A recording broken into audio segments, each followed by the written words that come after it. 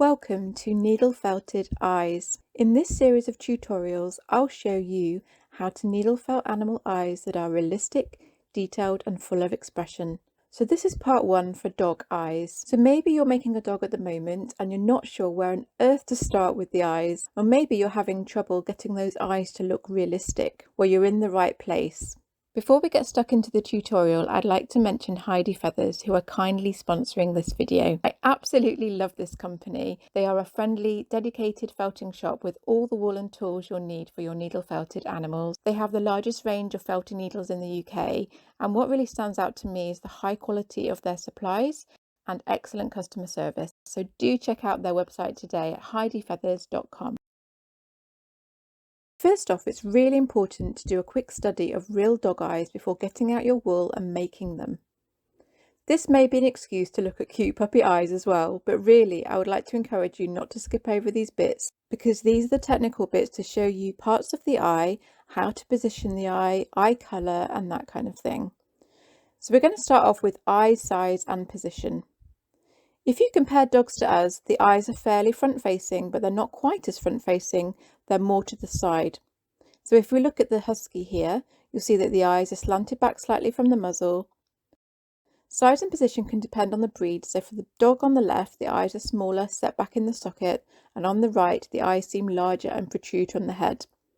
With the Alsatian on the left here, the eyes seem a lot smaller in comparison to the head, whereas on the right, this Boston Terrier has quite large eyes. And this little Chihuahua here, oh my goodness, he really does have huge eyes, doesn't he, on his head? So it's really important to think about the breed that you're dealing with. Think about the size of the eyes, positioning on the head. If you're making a younger dog like this cute little Labrador puppy here, think about the eyes and positioning as well. They tend to have quite large soppy eyes. Look at those eyes, aren't they so cute? So next we have eye anatomy. The easiest way for me to show you the eye is for me to sketch it. Now you don't need to be a biologist to know the very basics of the eye. So for example, you very likely know about pupils. We have pupils, that's the very centre of our eye. And the iris just here, which I'm about to colour in, just like you, the dog has a coloured part, which can be brown, it could be blue, it could be green, it could be black. They also have the white of the eye, so it's very similar to humans. We have a pupil like they do, we have an iris like they do, we have the white of the eye as they do as well. But I'm also going to show you a couple of extra little details which I feel will bring so much more realism to your needle felted eyes. So as I mentioned, the iris, think about the different colour wool that you might want to use. There's not always one shade. Then we have the pupil. This is the dark bit. This is really easy to replicate in your needle felted dog by keeping it black. Then here is what we call the sclera. That is the white of the eye. Dogs don't always show this white. It can be on the left, it can be on the right, depending on which way they're looking. If they're looking dead straight, you may not see any white at all. This bit here is what we call the third eyelid. You may not see this in all dogs, but if they're a bit sleepy, this may show. And sometimes you'll see in the inner corner of the eye this tiny globular nodule. This is known as the lacrimal caruncle. We have this as well, and it's where you sometimes see little secretions of sleep in the corner of your eye.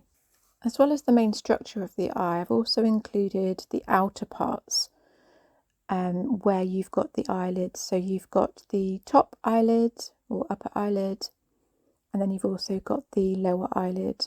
It's very important to frame your eye with wool. And then you also have the eyebrow. We'll talk about eyebrows a little bit more later on. And the very last thing I just want to mention is this tiny white bit that I've put in the pupil. It doesn't need to be in this exact point, but this is the light spot.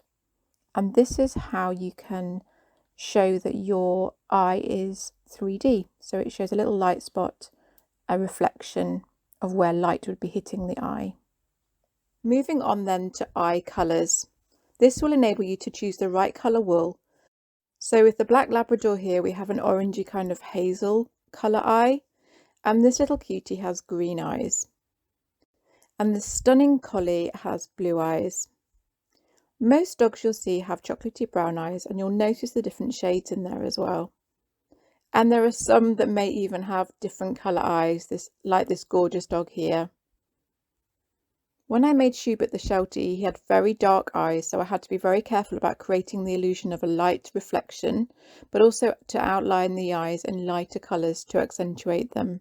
Now here comes the challenge when you're doing a white dog with black eyes. It's very difficult to show up the different parts of the eye. When I was felting my Bolognese dog, although it was a challenge, it was really fun to try and work with the different colours of the grey eyelids and the grey edges and the little white reflection spot as well. So as you can see, it's really vital when you're preparing and planning what kind of wool you're going to use, not just to think about the colour of the iris, but to think about the edges as well as the eyelid colour. So with the black Labrador, when I made him, although you have these lovely orange eyes, I needed them to stand out from the rest of his head by using the wisps of grey to make the eyelid colour. So if you have a black dog with black eyes, you'd really need to study what other colours are there. Maybe a bit of shading on the irises to make them slightly brown, as well as the black, but also maybe adding some edging for the eyelids and some sort of light grey to show them up as well. So the last part of our study, we'll need to look at the mood and expression. So this little dog has the white of his eye showing because he's looking left, then he's looking right, and he's looking up. So you just need to decide, are you going to show any white of the eye to express where he's looking? Now for some dogs like the bloodhound here, you'll need to show quite a lot of the white of the eyes because they have a droopy lower eyelid. But with your dog, you might decide to just put a little bit of subtle white in the corner, like with this dog here. The incredible thing about dogs is that you don't need to see that wagging tail or that lolling out tongue to know whether the dog is happy. You can see all of the mood and emotions through their eyes. You can tell whether a dog is alert, fearful, angry, happy, sleepy, or even hungry just through their eyes. Now, being bred for being sociable and raised by humans, they developed many more facial muscles around their eyes than their ancestors, the wolf, and they have the ability to move their eyebrows in such a way that they show far more facial expressions than many other animals do. Now, a cat will stare back at you, but a dog will look around and often have that endearing, sad puppy look that appeals to us, and we just can't help but love them. So decide what expression and mood your dog has. This will determine how you build up the eyelids around it, how much eyebrow structure and the angle of the eyebrow you're going to build up, and how much white of the eye will show. You may even want a little sleepy dog like this one and even show the third eyelid. So now we've done a bit of theory, let's move on to actually demonstrating how to make the needle felted eyes. I chose a Springer Spaniel because I absolutely love this breed. This is a dog that I'd love to have for myself. They're full of energy, they've got the most beautiful expression-filled faces, and yeah, I'm so excited to show you how I made my dog. So stay tuned and I will show you how. I'm going to use this first photo to get my size and positioning of my eyes correct, but I also love the inner corners of the eyes, it's showing some white there. This second photo I'm going to use for my eye colours as a point of reference, and you can easily see the eyelid edges. In my third photo, I love this one just to see a side profile and also to kind of look at the corners of the eyes and the angle of the eyebrows as well. So putting all that theory into practice now with the eye position to start with. I'm going to use a couple of pins to mark up where I'd like the eyes to go. It's very easy to remove these if you get it wrong. So I'm going to pop the first one in there, referring back to a photo. And the other one just about there. Maybe a little bit lower. Okay. Now you can look from the top. You can also turn it to the side and check whether you've got the right position there. I personally think that one's okay, but this side again just needs to go slightly down. And you can also turn it upside down as well. from another perspective. Yep, I think that's great. Next, on to my wool colours. I'm going to plan them out according to the anatomy. So I've got the iris. I've got 2 colours. Try and get at least 2 colours, maybe even 3 colours in there if you can. Then I've got my black for my pupil. This dark brown is for the fine lines to give even more depth of colour and detail. A white, a really kind of bright white for the white of the eye, but also for the light spot or spots. And that tiny bit of dark kind of pink for the lacrimal caruncle, just to give that extra detail. And finally, this is a lovely colour for the eyelid edges. I often use this for my animals when it comes to the eyelid edges. It's called Mink, and this is the main colour of the fur that's going to be on my spaniel, so I'm going to put that around the eyes. We're going to start off with just the wools for the iris and then moving on to the pupil. As for your needles, you'll need to be using higher gauge numbers with fewer barbs to get that fine detail. For my iris, I'm taking a small amount of the dark amber colour, keeping it very smooth along the edge, making a kind of round shape, tucking in all of the frayed edges. And you're going to be placing that onto your dog where that pin is. So if you just kind of place it and take the pin away, you can pop the pin back in to keep it in place for now. And then using your needle just to go around the edges. You want to be tucking it in at the edges, not harshly stabbing down the centre. You want to keep that round shape, so going around the edge to secure it in place is the best way. I'm using a 38 gauge star to start with, but as I get into detail, I'll be using the higher gauge, so the 40 or 42, maybe the twisted or the triangle. It's really up to you what you use for your needles. If you feel resistant, you need to go up a higher gauge. I'm now surface felting the iris, not to push the shape down, but to keep the shape, but to make it more smooth of a finish. So a spiral needle, a very fine needle, is great for this so it doesn't leave any holes. Now the spaniel's eyes are fairly flat to its face, but if I were making a breed such as the Chihuahua that we saw earlier, with its eyes protruding from its face, then you would want to make much bigger kind of balls to add onto the dog at this point. Next, I'm making the pupil by taking a small amount of the black, rolling it in my fingers to make a little blob, which I am then going to put into the iris. Okay. The same as with the iris, you just want to go around that edge of the actual piece. You can go over the middle, but try not to push down the iris and the lovely shape that you've just made for it. There's not a lot to this, so I'll speed up the video a little bit. I just want to make sure that there's no fluffy bits sticking out. I want to make it as spherical as I can. Okay. When you look at the real dog's eyes, you'll see that the iris is not just one colour, it has highlights to it. There's a number of different little textures and little dazzling bits, and it's really hard to get that. You could spend literally hours on this, but I want to make this as simple for you as possible. So I'm taking a lighter colour.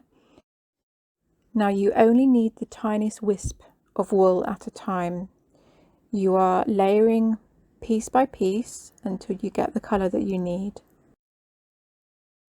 And this is the illusion that we want to create, that it's 3D, that there's light shining on there. I decided now to use a third colour by mixing my 2 iris colours together, just to add another tone to the mix.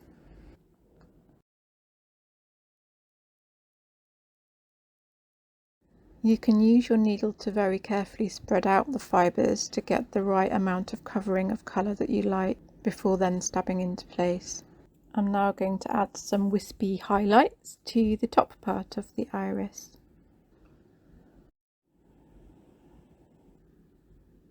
Now take as long as you need on these bits, but honestly just have fun. It's like painting with wool. You need to be happy with it, so just keep looking at the real dog and then seeing how you can mimic that in your needle felted dog.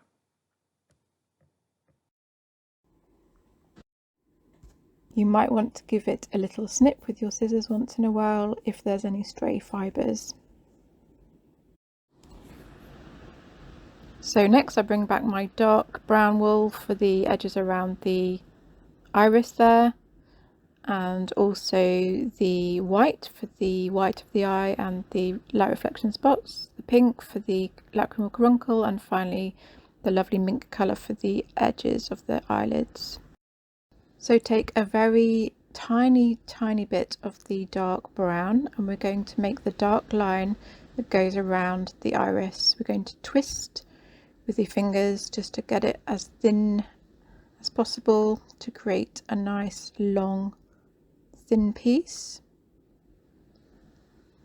and then quite literally wrap it around the iris and then stab it into place with your needle.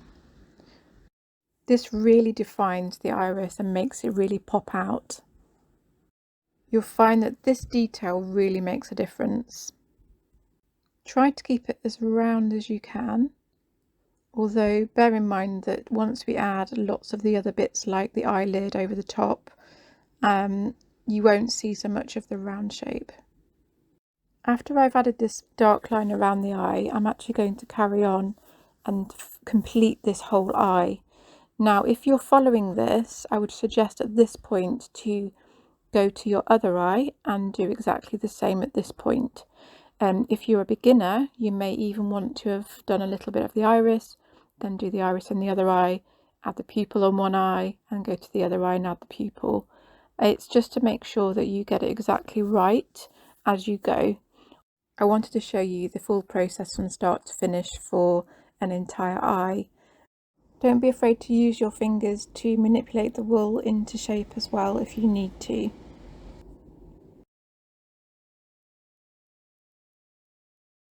And give it a little trim. And there we go, you can see the basic eye coming together already. Before I add the colour, I'm going to build up the eyelids top and bottom with my core wool. All I'm doing is I'm folding a strip of the core wool and I'm going to sculpt it into shape once it's on my dog. Now you can make them separately and attach them, but I prefer to do this when it comes to eyes and to get the exact shape I need. It's like tailor making it once it's on the dog. So all I'm doing is stabbing it into place, but also manipulating it exactly where I'd like it to be, like an archway over the top of the eye. And it's at this point that you can decide how much of the eyelid you want to come over the eye. For my spaniel, I like the eyes to be looking upwards, and so drooping the eyelid over the eye slightly at the top will give the illusion that the eyeball is looking upwards. You'll see what I mean once it's complete. Really define those corners with your needle. You can also pinch with your fingers to keep moulding it into shape as you go as well. Any remaining wool you can bring down and stab into place, ready to start the lower eyelid. But at this point I'm going to continue defining the shape and using both my hands in this case to manipulate it into the shape I want.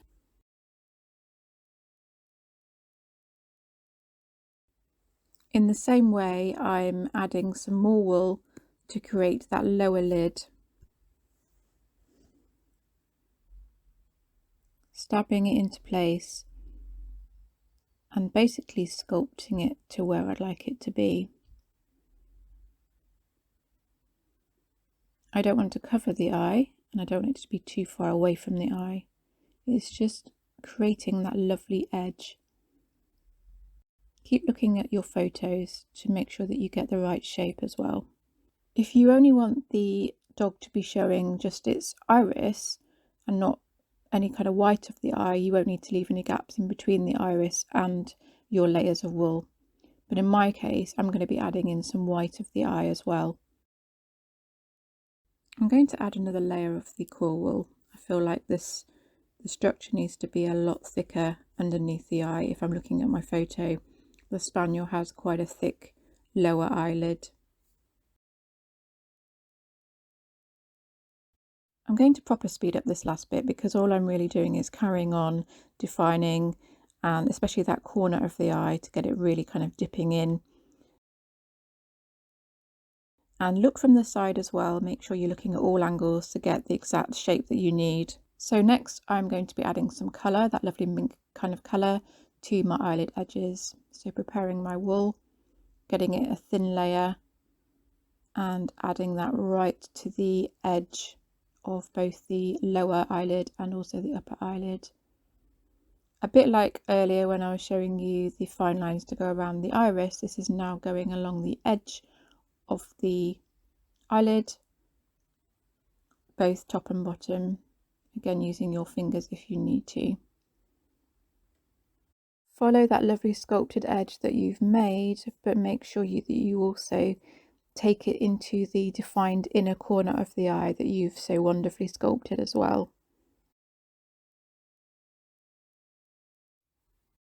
This bit can take a little bit of time, but it's worth being really patient and getting a nice smooth finish to your edge. You don't want it to look like frayed pieces of wool, so trying to make sure that it's as neat as possible.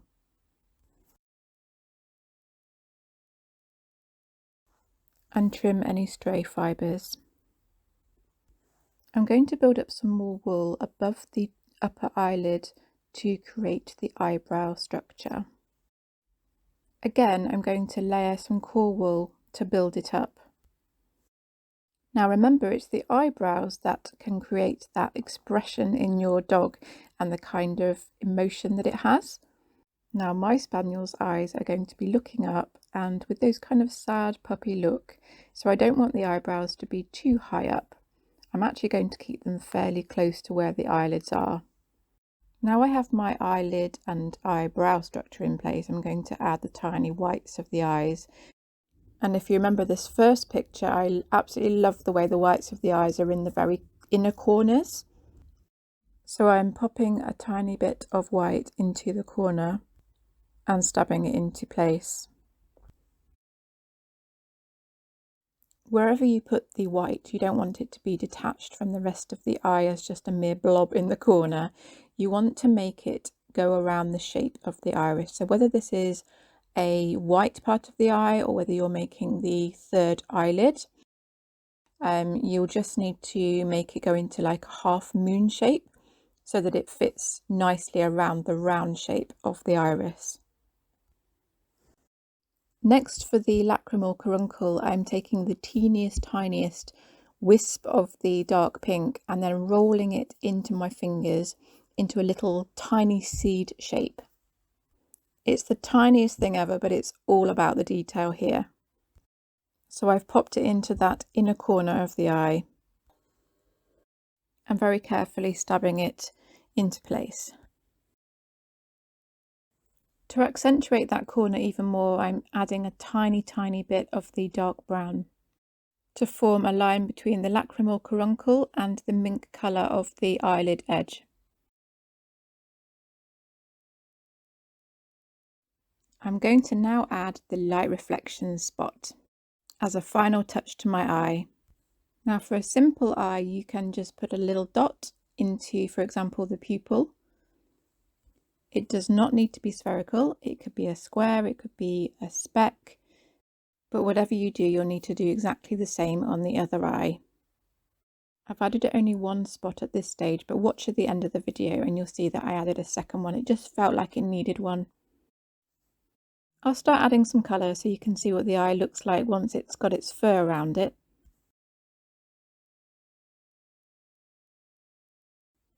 And there we go, one eye complete.